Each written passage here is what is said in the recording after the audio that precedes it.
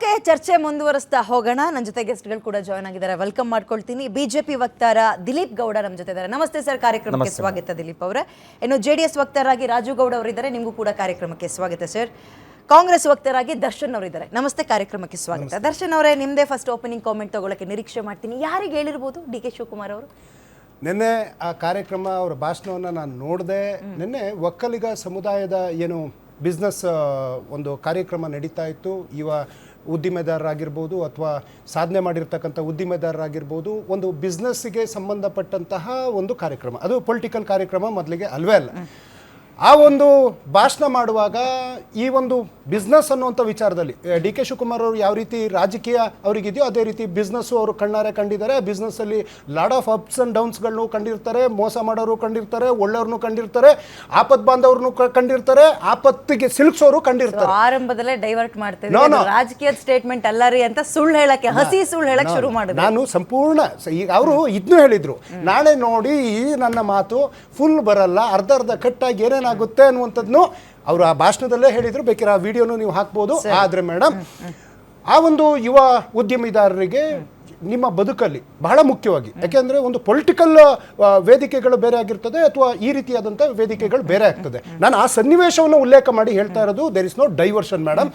ಆವಾಗ ಅವರಿಗೆಲ್ಲ ಹೇಳ್ತಾ ಮನದಟ್ಟುವಾಗಿ ಈ ರೀತಿ ಬ್ಯಾಕ್ ಸ್ಟಾಪ್ ಮಾಡುವಂಥವ್ರು ಇರ್ತಾರೆ, ಅವ್ರ ಬಗ್ಗೆ ಎಚ್ಚರಿಕೆ ಆಗಿರಿ. ಅದನ್ನು ಮುಂದುವರೆದು ಇನ್ನೊಂದು ಮಾತು ಹೇಳಿದರು, I will not believe my shadow also ಅಂತೇಳಿ. ನನ್ನ ನೆರಳನ್ನು ನಾನು ನಂಬುವುದಿಲ್ಲ, ಆದರೆ ಕೆಲವೊಂದು ಬಾರಿ ನಾವು ನಂಬಲೇಬೇಕಾಗ್ತದೆ. ನಂಬಿಕೆ ಇಲ್ಲದ ಬದುಕನ್ನು ನಡೆಸಲಿಕ್ಕೆ ಸಾಧ್ಯ ಇಲ್ಲ ಅನ್ನುವಂಥ ಮಾತನ್ನು ಮಾನ್ಯ ಡಿ ಕೆ ಶಿವಕುಮಾರ್ ಅವರು ಹೇಳಿದರು.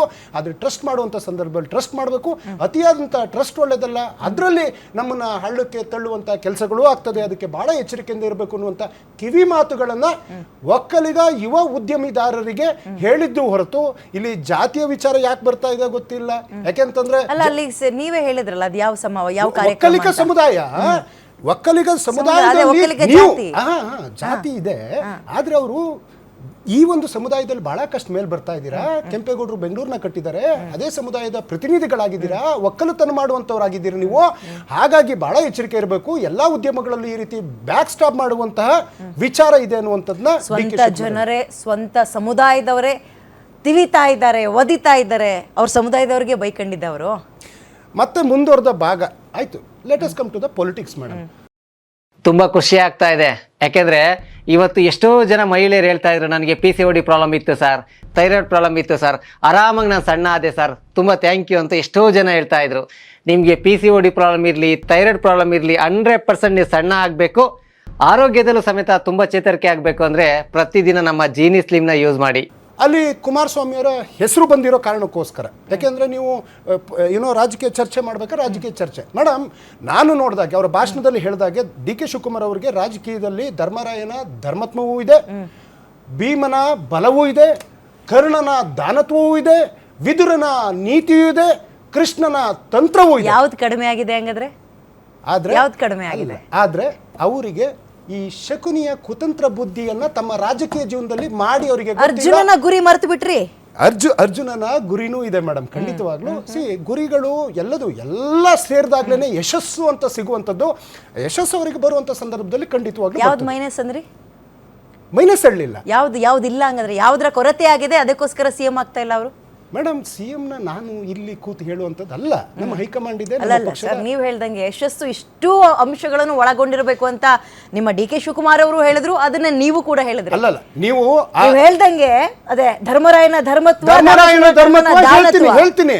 ಧರ್ಮರಾಯನ ಧರ್ಮತ್ವ ಅಂತಂದ್ರೆ ಏನು 2018 ಘಟಾನುಘಟಿಗಳಾಗಿ ಹೋರಾಟ ಮಾಡ್ಕೊಂಡು ಬಂದ್ರು ಸಮೇತ ಆ ಸರ್ಕಾರ ಬೀಳುವಂತಹ ಸಂದರ್ಭದಲ್ಲಿ ಧರ್ಮ ಇತ್ತು ಇವ್ರ ಹತ್ರ.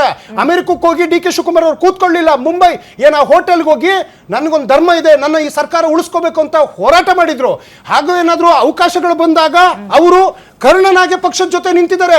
ಹಾಗಾಗಿ ಅವರು ಜೈಲಿ ಶಿಕ್ಷೆಯನ್ನ ಅನುಭವಿಸಿರ್ತಕ್ಕಂಥದ್ದು. ಆದ್ರೂ ಯಶಸ್ಸು ಯಾಕೆ ಸಿಗ್ಲಿಲ್ಲ, ಏನ್ ಕೊರತೆ ಆಗಿದೆ ಅಂತಾನೆ ಕೇಳ್ತಾ ಮೇಡಮ್, ಯಶಸ್ಸಿಗೆ ಆ ಶುಭ ದಿನ ಶುಭಗಳಿಗೆ ಬಂದಾಗ ಯಾರು ತಪ್ಪಿಸ್ಲಿಕ್ಕೆ ಸಾಧ್ಯ ಇಲ್ಲ. ಖಂಡಿತವಾಗ್ಲೂ ಅವರಿಗೆ ಯಶಸ್ಸು ಸಿಕ್ಕೇ ಸಿಗ್ತದೆ. ಇವನ್ ಟುಡೇ ಒಬ್ಬ ಯಶಸ್ವಿ KPCC ಅಧ್ಯಕ್ಷರಾಗಿ 140 ಸೀಟ್ಗಳನ್ನ ಕರ್ನಾಟಕದಲ್ಲಿ ತಂದು 1 ಸೀಟ್ ಇದ್ದ ಸಂಸತ್ ಸ್ಥಾನವನ್ನು 9ಕ್ಕೆ ತಗೊಂಡೋಗಿ 2 ಬೈ ಎಲೆಕ್ಷನ್ 3 ಬೈ ಎಲೆಕ್ಷನ್ ಸಾಧ್ಯ ಆಯ್ತಾ? It is A collective leadership. ಜೊತೆಗೆ ಈಸ್ ದ KPCC ಅಧ್ಯಕ್ಷರು ಅಂತ ಬಂದಾಗ ಅವರ ನೇತೃತ್ವ. ಇತಿಹಾಸದಲ್ಲಿ ನಾವು KPCC ಅಧ್ಯಕ್ಷರಿಗೆ ಅಥವಾ ACC ಅಧ್ಯಕ್ಷರಿಗೆ ಒಂದು ಪಕ್ಷ ಅಂತಂದಾಗ ರೆಸ್ಪೆಕ್ಟ್ ಆಫ್ ಎನಿ ಪಾರ್ಟಿಯ ಎಲ್ಲಾ ಪಕ್ಷದ ಅಧ್ಯಕ್ಷರು ಇರ್ತಾರೆ. ಅವ್ರ ನೇತೃತ್ವದಲ್ಲಿ ಬಂದ್ರು ಪಾಪ CM ಸ್ಥಾನ ಕೊಡ್ಲಿಲ್ಲ ನೋಡಿ. ಮೇಡಮ್ ಬರ್ತೀನಿ ಅದಕ್ಕೆ ಫಸ್ಟ್ ಕಾಮೆಂಟ್ ತಗೋಬಿಡೋಣ. ರಾಜು ಗೌಡ್ರೆ, ಯಾರಿಗೆ ಹೇಳಿರ್ಬೋದು DK ಶಿವಕುಮಾರ್ ಅವರ ಈ ಮಾತು, ಹೆಂಗ್ ಅರ್ಥೈಸ್ಕೊಳ್ತೀರಿ ನೀವು? ಇಲ್ಲ, ಯಾರಿಗಾನ ಹೇಳ್ಕೊಳ್ಳಿ, ಅದು ಅವ್ರ ವೈಯಕ್ತಿಕ ವಿಚಾರ. ಯಾಕಂದ್ರೆ ನಾವು ಇದನ್ನ ಚರ್ಚೆ ಮಾಡಬಾರ್ದು. ನಮ್ಮ ಕಾಂಗ್ರೆಸ್ ವಕ್ತಾರರು ಹೇಳಿದ್ರು ಅಮೆರಿಕಕ್ಕೆ ಹೋಗಿ ಕೂತಿರ್ಲಿಲ್ಲ ಅಂತ. ಅಮೆರಿಕಕ್ಕೆ ಯಾರೇನು ಆಟ ಆಡಕ್ಕೆ ಹೋಗಿ ಕೂತಿರ್ಲಿಲ್ಲ. ಜನಾಂಗದ ಒಂದು ಕಾರ್ಯಕ್ರಮ ಇತ್ತು, ಸ್ವಾಮೀಜಿಯವ್ರು ಕರೆದಿದ್ರು, ಹೋಗಿದ್ರು. ಕರ್ಣ, ಜೈಲು ಶಿಕ್ಷೆ, ಶಕುನಿ ತಂತ್ರ. ಸರಿ, ತಂತ್ರ ಗೊತ್ತಿಲ್ಲ ಅಲ್ಲ, ಶಕುನಿ ತಂತ್ರ ಗೊತ್ತಿದೆಯೋ ಗೊತ್ತಿಲ್ವೋ ಅದನ್ನ ಅವ್ರ ಪಾರ್ಟಿಲಿದ್ದಂಥ ಜಾರಕಿಹೊಳಿ ಬ್ರದರ್ಸ್ ಹೇಳ್ತಾರೆ. ನಾವು ಅದ್ರ ಬಗ್ಗೆ ಚರ್ಚೆ ಮಾಡೋದು ಬೇಡ. KPCC ಅಧ್ಯಕ್ಷರು 139 ಸೀಟ್ ತಗೊಂಬಂದ್ರು. ಸರಿ, ಯಾರು ತಂತ್ರ ಮಾಡಿದ್ರು? ಬೇರೆ ಯಾರು ಅವ್ರ ಪಕ್ಷದಲ್ಲಿ ಯಾರು ಒಕ್ಕಲಿಗರು ಅವ್ರ ಕಾಲು ಹೇಳಿದ್ರು ನಂಗೆ ಇವತ್ತು ಅರ್ಥ ಆಗ್ತಾ ಇಲ್ಲ.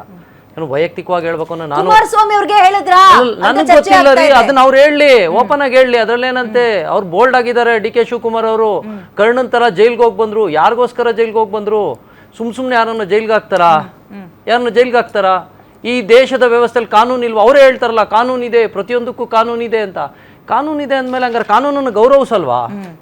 ಪಕ್ಷನ ಸಮರ್ಥಿಸ್ಕೊಳ್ಳೋ ವಿಚಾರಕ್ಕೆ ಬಂದಾಗ ಕಾನೂನನ್ನು ಗೌರವಿಸ್ತೀವಿ ಅಂದಾಗ ಜೈಲ್ಗೆ ಹೋಗಿರೋದು ಸತ್ಯ. ಕಾನೂನು ಪ್ರಕಾರ ಹೋರಾಟ ಮಾಡಿ ಕೋರ್ಟಲ್ಲಿ ಏನೈತೆ ಡಿಸಿಷನ್ ತಗೊಂಬರ್ಲಿ.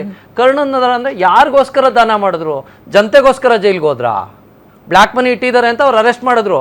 ಸೊ ಜನತೆಗೋಸ್ಕರ ತೊಗೊಂಡೋಗಿ ಡೆಲ್ಲಿಲಿ ಬ್ಲ್ಯಾಕ್ ಮನಿ ಇಟ್ಟಿದ್ರ DK ಶಿವಕುಮಾರ್ ಅವರು 10 ಕೋಟಿ 15 ಕೋಟಿ ಕಾನೂನೇ ಮಾಡಿತ್ತಲ್ರಿ. They are knowledgeable. 2 ಲಕ್ಷಕ್ಕಿಂತ ಅತಿಯಾಗಿ ಕ್ಯಾಶ್ ನಿಮ್ಮ ಮನೇಲಿ ಇಡಂಗಿಲ್ಲ ಅಂತ ಹೇಳ್ತಾರೆ. ಒಬ್ಬ ರಾಜ್ಯದ ಮಂತ್ರಿ, ಜನಗಳ ಜವಾಬ್ದಾರಿ ಹೊತ್ತಿರುವಂಥವ್ರು, ಒಂದು ರಾಜ್ಯನ ಆಳ ಕೊಟ್ಟಿರುವಂಥವ್ರು ನಿಮ್ಮ ರೂಮ್ನಲ್ಲಿ, ನಿಮ್ಮ ಮನೆಯಲ್ಲಿ ಕೋಟಿಗಟ್ಟಲೆ ಹಣ ಸಿಕ್ಕಿದ್ರೆ ಹಂಗಾರೆ ನಿಮ್ಗೊಂದು ಕಾನೂನು, ಬೇರೆಯವ್ರಿಗೊಂದು ಕಾನೂನಾ? ಹಂಗಾರೆ ಜನಸಾಮಾನ್ಯನ ಹತ್ರ ಸಿಕ್ಕಿದ್ರೆ ಬಿಡ್ತಾರಾ? ಹಂಗಾರೆ ಜನರನ್ನೆಲ್ಲ ನಾವು ಕರ್ಣ ಅಂತ ಕರಿಬೇಕಾ? ಅದನ್ನು ಯೋಚನೆ ಮಾಡ್ಬೇಕಾಗ್ತದೆ. ನಾವು ಸಮರ್ಥಿಸ್ಕೊಳ್ಳೋಣ, ಇಲ್ಲ ಅಂತಲ್ಲ. ಒಂದು ಪಕ್ಷನ ಸಮರ್ಥಿಸ್ಕೊಳಕ್ ಬಂದಿದ್ದೀವಿ, ಒಬ್ಬ ವ್ಯಕ್ತಿನ ಸಮರ್ಥಿಸ್ಕೊಳಕ್ ಬಂದಿದ್ದೀವಿ, ದೇರ್ ಇಸ್ ನೋ ಇಶ್ಯೂಸ್. ಆದರೆ ಕಾನೂನನ್ನು ಎಲ್ಲರೂ ಗೌರವಿಸ್ಬೇಕಾಗ್ತದೆ. ಮೊದಲು ಈ ರಾಜ್ಯಕ್ಕೆ ರಾಜಕಾರಣಿ ಆಗೋಕ್ಕೂ ಮುಂಚೆ ಈ ದೇಶದ ಒಬ್ಬ ನಾಗರಿಕರಾಗಿರ್ತೀವಿ.